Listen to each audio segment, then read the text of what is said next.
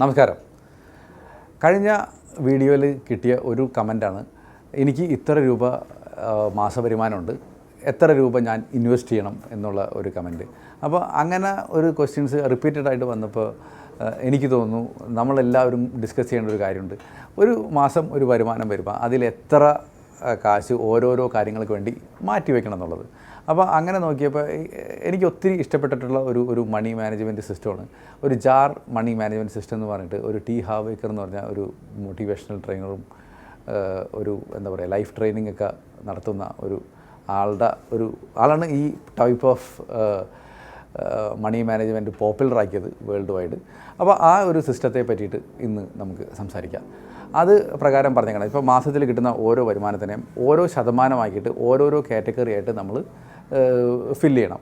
അപ്പോൾ അങ്ങനെ നമ്മൾ ഡിവൈഡ് ചെയ്ത് വെക്കുകയാണെന്നുണ്ടെങ്കിൽ ഒരു ബാലൻസ്ഡ് ആയിട്ടുള്ള ഒരു ലൈഫ് കിട്ടും.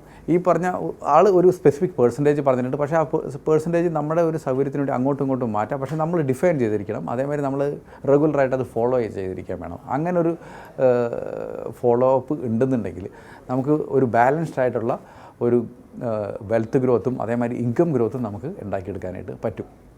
ഇതൊരു ലൈഫിൻ്റെ എല്ലാ കാറ്റഗറിനെയും എൻ്റർടൈൻമെൻറ്റിൻ്റെയും എഡ്യൂക്കേഷനെയും സമ്പാദ്യത്തിനെയും ഇതിനെല്ലാത്തിനെയും വളരെയധികം സ്റ്റഡി നടത്തി മിക്സ് ചെയ്തിട്ടുള്ള ഒരു മണി മാനേജ്മെൻറ്റ് സിസ്റ്റമാണ്.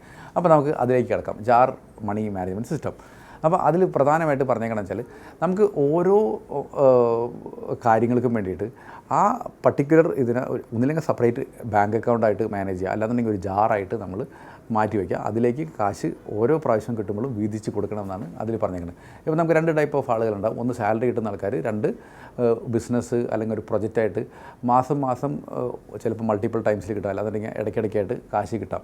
അങ്ങനെ ഓരോ ടൈമിൽ കാശ് കിട്ടുമ്പോഴും ഇതേമാതിരി നമുക്ക് ഓരോരോ ജാറിലേക്ക് സ്പെസിഫൈ ആയിട്ട് മാറ്റി വെക്കണം. ഈ ജാറ് ചിലപ്പോൾ ഡിഫറെൻറ്റ് ബാങ്ക് അക്കൗണ്ട് ആവാം, അല്ലെങ്കിൽ ഫിസിക്കൽ ജാറാവാം. ഫിസിക്കൽ ജാർ ഇന്നത്തെ കാലത്ത് അത്ര പ്രാക്ടിക്കലല്ല. അപ്പോൾ ഡിഫറെൻറ്റ് ബാങ്ക് അക്കൗണ്ടോ അല്ലാന്നുണ്ടെങ്കിൽ ഡിഫറെൻറ്റ് അക്കൗണ്ട് വേറൊരു രീതിയിൽ സൂക്ഷിക്കുന്നതായിരിക്കും നല്ലത്. അപ്പോൾ ഫസ്റ്റ് കാര്യം, അപ്പോൾ നമുക്ക് ഏറ്റവും പ്രധാനപ്പെട്ടായിട്ട് ഉണ്ടാവുന്ന കാര്യം വെച്ചാൽ നമുക്ക് ഒരു ഫിനാൻഷ്യൽ ഫ്രീഡം നേടിയെടുക്കുക എന്നാണ് നമ്മുടെ വെൽത്ത് മാനേജ്മെൻറ്റിൽ നമ്മൾ ഏറ്റവും ആദ്യം പറഞ്ഞത്. അപ്പോൾ ഫിനാൻഷ്യൽ ഫ്രീഡം എന്നേക്കുമായിട്ട് ക്രിയേറ്റ് ചെയ്യാൻ വേണ്ടിയിട്ട് നമുക്ക് ഒരു 10% ഫണ്ട് ആദ്യം മാറ്റിവെക്കുക എന്നുള്ളതാണ് ഏറ്റവും പ്രധാനപ്പെട്ട കാര്യം. നമുക്ക് ശമ്പളം കിട്ടുകയാണെങ്കിൽ അതിൽ നമുക്ക് കിട്ടുന്ന വരുമാനത്തിൻ്റെ മാസ വരുമാനത്തിൻ്റെ 10% ഈ ഫിനാൻഷ്യൽ ഫ്രീഡത്തിന് വേണ്ടി മാറ്റിവെക്കുക. അപ്പോൾ അത് എപ്പോഴും ഫിനാൻഷ്യൽ ഫ്രീഡത്തിന് കിട്ടുന്ന ടൈപ്പ് ഓഫ് ഇൻവെസ്റ്റ്മെൻറ്റിലാണ് നമ്മൾ ഇൻവെസ്റ്റ് ചെയ്യേണ്ടത്. അത് ഷെയർ ആവാം, മ്യൂച്വൽ ഫണ്ട് ആവാം, അല്ലെങ്കിൽ ഇൻകം ജനറേറ്റ് ചെയ്യുന്ന ഏതെങ്കിലും ഇൻവെസ്റ്റ്മെൻ്റ് ആവാം. അങ്ങനത്തെ ടൈപ്പ് ഓഫ് ഇൻവെസ്റ്റ്മെൻറ്റിന് വേണ്ടി ഇപ്പോൾ ഈ 10% മാറ്റി വയ്ക്കുക. ഇനി നമ്മുടെ ബാക്കിയുള്ള കാര്യം, നമ്മുടെ നെസസിറ്റി എക്സ്പെൻസ്, നമ്മുടെ റെൻറ്റ്, നമ്മുടെ ഈ ഭക്ഷണം, അങ്ങനെ ഒഴിവാക്കാൻ പറ്റാത്ത നെസസിറ്റി എക്സ്പെൻസസ് ഉണ്ടല്ലോ, അതിന് വേണ്ടിയിട്ട് 55% എങ്കിലും മാറ്റി വയ്ക്കുക. അല്ലെങ്കിൽ ഇനി അത് കുറയ്ക്കാം, കൂട്ടണമെങ്കിൽ കൂട്ടാം. ആ ഒരു ഇതാണ് 55% മാറ്റി വയ്ക്കുക എന്ന് പറഞ്ഞാൽ അത് നെസസിറ്റി എക്സ്പെൻസ് എന്ന് പറയാം. ഇനി അടുത്തതെന്ന് വെച്ചാൽ ഇനി ഷോർട്ട് ടൈം ആയിട്ട് ഉള്ള ആവശ്യങ്ങൾക്ക് വേണ്ടിയിട്ടുള്ള സേവിങ്സ് ആണ് ഇനി അടുത്തതായിട്ട് പറഞ്ഞത്. ഇപ്പോൾ ഉദാഹരണമായിട്ട് നമുക്ക് എന്തെങ്കിലും ഒരു വാഷിംഗ് മെഷീൻ വീട്ടിൽ വാങ്ങാനുണ്ടോ, അല്ലെങ്കിൽ ഒരു വെക്കേഷന് പോകാനുണ്ടോ, അങ്ങനത്തെ ഒരു ഇമ്മീഡിയറ്റ് ആയിട്ടുള്ള ഒരു 3 മാസത്തിനിടയിൽ നടക്കാവുന്ന പർച്ചേസ് നമുക്ക് അറിയാൻ പറ്റും. അങ്ങനത്തെ കാര്യങ്ങൾക്ക് വേണ്ടി നമ്മുടെ വരുമാനത്തിൻ്റെ വേറെ ഒരു 10% മാറ്റി വയ്ക്കുക. അപ്പോൾ നമ്മൾ 10% ഫിനാൻഷ്യൽ ഫ്രീഡത്തിന് വേണ്ടി മാറ്റി വെച്ച് 55% നെസസിറ്റിക്ക് വേണ്ടി മാറ്റിവെച്ച് ഇനി 10% ഈ ഷോർട്ട് ടൈം പർച്ചേസസിന് വേണ്ടിയിട്ട് മാറ്റിവെക്കുക. ഇനി 10% വേണ്ടതെന്ന് വെച്ചാൽ നമുക്കെല്ലാവർക്കും ഒരു എൻ്റർടൈൻമെൻറ്റ് ആവശ്യമാണ്. അങ്ങനത്തെ കാര്യങ്ങൾക്ക് വേണ്ടി പ്ലേ എന്ന് പറഞ്ഞിട്ട് ഒരു അക്കൗണ്ട് മാറ്റിവെക്കുക. അത് ഒരു 10% നമുക്ക് മാറ്റിവെക്കുക. അത് വളരെ ഇമ്പോർട്ടൻ്റ്, കാരണം നമ്മൾ ജോലിയൊക്കെ ചെയ്യണത് ഒരു എൻ്റർടൈൻമെൻറ്റും കാര്യങ്ങളൊക്കെ നമുക്ക് വേണം. അപ്പോൾ ആ ടൈപ്പ് ഓഫ് ആവശ്യങ്ങൾക്ക് വേണ്ടിയിട്ടാണ് ഇത് മാറ്റിക്കുന്നത്. ഇപ്പോൾ നമുക്ക് സിനിമ കാണാനായിട്ട്, അല്ലെങ്കിൽ നമുക്ക് എന്തെങ്കിലും ക്ലബ്ബിൽ പോകണം, അതൊക്കെ നമ്മുടെ ഒരു എൻ്റർടൈൻമെൻറ്റിനെ നമുക്ക് ബാധിക്കുന്ന കാര്യങ്ങളാണ്. അതിന് വേണ്ടിയിട്ട് അത് നമുക്ക് മാറ്റി വയ്ക്കാം. ഇനി ഇമ്പോർട്ടൻ്റ് ആയിട്ട് കാര്യത്തിൽ എഡ്യൂക്കേഷൻ. നമ്മളെപ്പോഴും ഒരു ലൈഫ് ലോങ് ലേണേഴ്സ് ആയിരിക്കണം. കാരണം ഇപ്പോൾ നമുക്ക് ഇൻകം നമുക്ക് കൂട്ടണം, നമ്മുടെ ജോലിയിൽ പ്രൊമോഷൻ കിട്ടണമെങ്കിൽ നമ്മളെപ്പോഴും പഠിച്ചുകൊണ്ടേയിരിക്കണം. അല്ലെങ്കിൽ നമുക്ക് അല്ലെങ്കിൽ അതിനേക്കാളുപരി എന്തെങ്കിലും പഠിച്ചുകൊണ്ടിരുന്നാൽ മാത്രമേ നമുക്കൊരു എന്തെങ്കിലും ലേണിംഗ് ഉണ്ടായാൽ മാത്രമേ നമ്മുടെ ലൈഫിലൊരു ഒരു ഇൻട്രസ്റ്റിംഗ് ഉണ്ടാവുള്ളൂ. അതിനുവേണ്ടി നമ്മളെപ്പോഴും പഠിച്ചുകൊണ്ടിരിക്കാനും കാര്യങ്ങൾക്കും വേണ്ടിയിട്ട്, അല്ലെങ്കിൽ നമുക്ക് എന്തെങ്കിലും മെൻറ്റേഴ്സിനെ ഉണ്ടാക്കിയെടുക്കാനും അങ്ങനത്തെ ഓരോരോ കാര്യങ്ങൾക്കൊക്കെ വേണ്ടിയിട്ട് നമ്മൾ 10% അതിന് വേണ്ടി മാറ്റി വയ്ക്കുക. അതിന് എഡ്യൂക്കേഷൻ അക്കൗണ്ട് എന്ന് നമുക്ക് അത് പറയാം. അതാണ് ഇനി പ്രധാനപ്പെട്ട ഈ ഒരു സിസ്റ്റത്തിൽ പറഞ്ഞത്. അപ്പോൾ ഇതിൽ എൻ്റർടൈൻമെൻറ്റിനുള്ള ബഡ്ജറ്റ് കണ്ടിട്ടുണ്ട്, നമ്മുടെ എഡ്യൂക്കേഷന് വേണ്ടിയിട്ടുള്ള ബഡ്ജറ്റ് കണ്ടിട്ടുണ്ട്.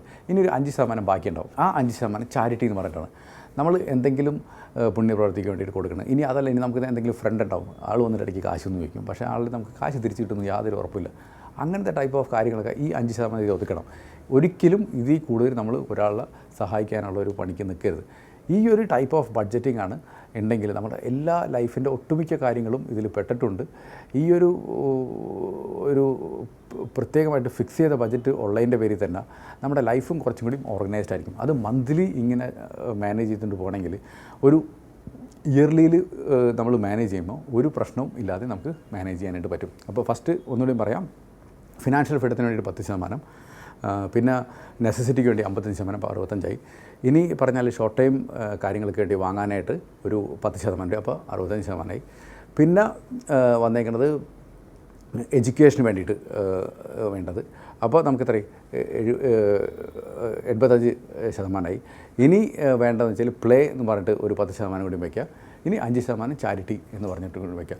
അപ്പോൾ ഇങ്ങനൊരു മാനേജ്മെൻ്റ് ആണെന്നുണ്ടെങ്കിൽ നമുക്ക് ഇൻവെസ്റ്റ് ചെയ്യാനായിട്ട് എത്ര പണം വേണമെന്നോ, അതേമാതിരി നമ്മുടെ ഓരോരോ നെസസിറ്റിക്കും കാര്യങ്ങൾക്ക് വേണ്ടി എത്ര വേണമെന്നോ, അങ്ങനെ ഒരു ബാലൻസ്ഡ് അല്ലെങ്കിൽ ഒരു ഡിസിപ്ലിൻ അല്ലെങ്കിൽ ഒരു ഹാബിറ്റ് നമുക്ക് ക്രിയേറ്റ് ആവും. അത് ഉണ്ടെങ്കിൽ തന്നെ നമ്മുടെ വെൽത്ത് ക്രിയേഷൻ ജേണി വളരെ സ്മൂത്താവും.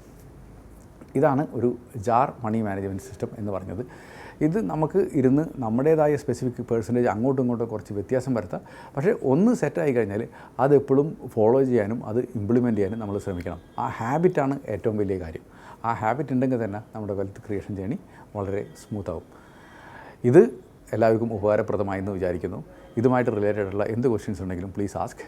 നമുക്ക് കമൻറ്റിൽ ചോദിക്കാം, അല്ലെങ്കിൽ ഈ കാണുന്ന നമ്പറിൽ വിളിക്കാവുന്നതാണ്. ഇതുമാതിരി ഇൻഫോർമേറ്റീവായിട്ടുള്ള അടുത്ത വീഡിയോയുമായിട്ട് നമുക്ക് ഇനിയും കാണാം. Thank you so much.